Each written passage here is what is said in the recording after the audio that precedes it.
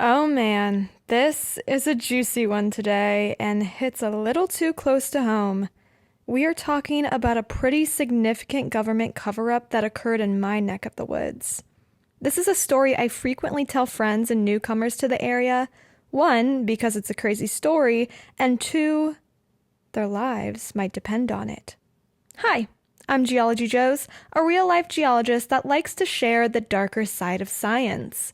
Today, we are talking asbestos. You might know this as the toxic substance used in a variety of products, including insulation, fireproofing materials, and wallboard. But did you know that it occurs naturally? All over the U.S., you can find areas where naturally occurring asbestos exists. In southern Nevada, we have more than 1 million acres, all the way from Mesquite to Laughlin, Nevada. A large amount of that asbestos exists right outside of Las Vegas, a major tourist destination and home to approximately 2 million residents. So what is asbestos anyway? It's a name given to 6 fibrous minerals that occur in nature: chrysotile, tremolite, actinolite, cummingtonite, and anthophyllite. The asbestos minerals found in southern Nevada are sourced from hydrothermally altered neogene granitic pluton outcroppings. That's a mouthful. What does that mean? Granitic refers to granite, which often forms from melting near the base of continents. The melted material, also known as magma, slowly rises through the crust like a hot air balloon. The magma slowly cools and solidifies near the surface to form gigantic bodies of igneous rock called plutons. These plutons are later exposed when uplift and erosion remove the overlying rock. In the case of southern Nevada, the asbestos-containing pluton formed during the Neogene period around 20 million years ago and was chemically altered by hot, mineral-rich water beneath Earth's surface. When this ginormous pluton erodes, it disperses asbestos minerals, which are carried further from the source by wind and water. Wind is probably the most significant force of erosion in this arid environment, carrying particles of asbestos for many, many miles. So why is this bad? This asbestos is not a concern when undisturbed, but if strong winds or construction activity kick up particles of asbestos, that's when things get dangerous. Exposure to asbestos can cause a myriad of cancers, disorders of the lungs, autoimmune disease, cardiovascular disease, and other deadly chronic conditions. Research shows that in a setting of occupational exposure to asbestos over a prolonged period, malignant mesothelioma, a lung disorder, generally occurs within 20 to 50 years after exposure. It occurs 4 to 8 times more frequently in men than in women at a median age of 74 years. Do you think environmental exposure causes a lower risk to developing lung disorders? If you said yes, you'd be wrong. Research shows that environmental exposure to asbestos, that is breathing dust containing asbestos while ATVing, hiking, or even sitting on your porch, causes the same number of malignant mesothelioma in men and women at younger ages, some as young as 20 years old. Back in 2013, when the asbestos was first discovered in southern Nevada, researchers wanted to know if it posed a risk to human health, like the asbestos found in Libby, Montana, which killed 400 people and sickened many more.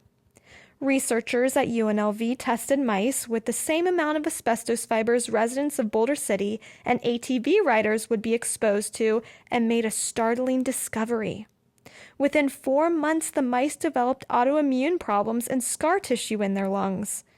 The researchers wanted to take things a step further and look at the Nevada Cancer Registry, but when the Nevada Department of Health and Human Services discovered what they were doing, they banned the researchers from accessing this data and sent them a cease and desist order threatening legal action if they continued research.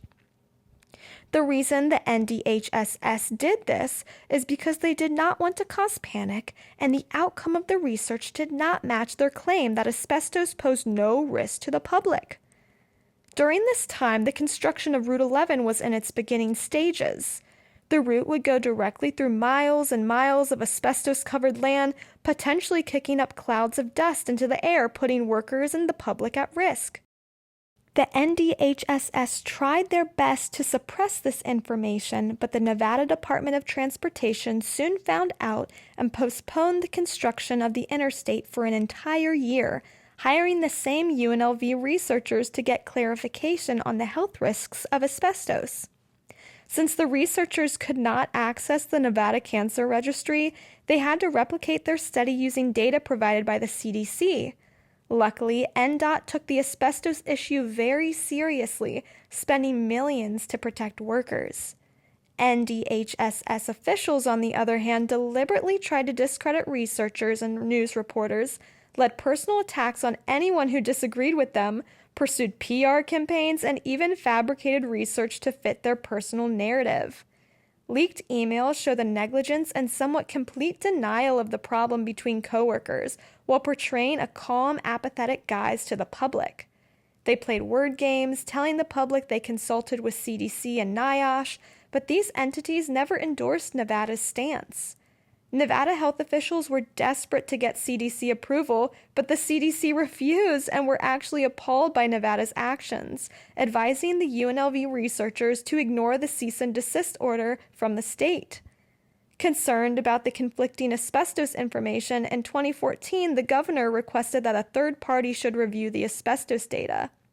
NDHSS officials were reluctant but eventually decided that Paolo should do it. The person mentioned was a UNLV epidemiologist that has been touted as an independent researcher not affiliated with the state, but he has accepted tens of thousands of dollars in grants from the NDHSS and was the official epidemiologist of the Nevada Central Cancer Registry during this time, which officials of the NDHSS oversee. This epidemiologist became the go-to guy to counter the evidence that natural asbestos might be a danger. He was asked by the NDHSS to write to a medical journal to rebut an article by the UNLV researchers, but the agency pretended that it was all done independently to appease the governor, even though he'd been asked by them. The governor also asked to speak with a reporter who first aired the asbestos story, but an official from the NDHSS tried to convince him not to, saying the meeting would be unproductive. In all of the emails news reporters obtained, the state officials never once questioned whether they were wrong. Instead, they focused on how to convince everyone else they were right. So where is the data now? There were many news reports 6 to 8 years ago about this, but now there is radio silence. But the problem hasn't gone away. UNLV researchers continued their asbestos study, collecting samples all throughout Clark County, finding that upwards of 20% of the land in Clark County contains asbestos. In 2018, despite this research, Clark County began designating large parcels of land for official OHV use. 2 out of 3 of these parcels are within natural asbestos areas.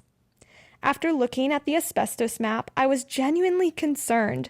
I have worked on a number of environmental remediation projects within these areas on especially windy days and had absolutely no knowledge of the natural occurring asbestos.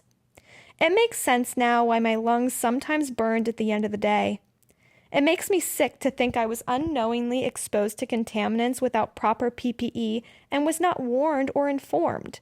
It makes me wonder how many other workers and people are exposed to asbestos on a daily basis without their knowledge. Unfortunately, I don't think many know of the asbestos danger in southern Nevada.